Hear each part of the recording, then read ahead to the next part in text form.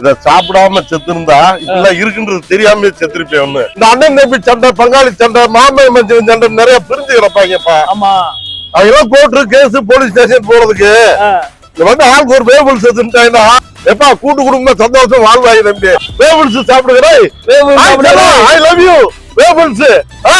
Welcome to J travelling. நம்ம தேனி பார்வதி சில்ஸ்க்கு முன்னாடி இருந்ததை விட இப்ப பெரிய கண்டெய்னர்ல வேஃபிள் ஷாப் ஓபன் பண்ணியிருந்தாங்க. நம்மளும் விசிட் பண்ணியிருந்தோம். இவங்ககிட்ட கொரியன் சீஸ் பண்ணா இருக்கட்டும், ப்ரௌனி ஃப்ரூட் பாலா இருக்கட்டும், ஹாட் சாக்லேட்டா இருக்கட்டும், எக்லெஸ் ப்ரௌனி வித் ஐஸ்கிரீமா இருக்கட்டும், லோட்டஸ் பிஸ்கேஃபா இருக்கட்டும், ஆல் ஓவர் சூப்பரா இருந்துச்சுங்க. இவங்களோட மேக்கிங்குமே பாக்குறதுக்கு நீட் அண்ட் கிளீனா நல்லா இருந்துச்சு. அதே மாதிரி இவங்களோட டிஷ்ஷுமே ஸ்வீட்டா டேஸ்டா சூப்பரா இருந்துச்சுங்க.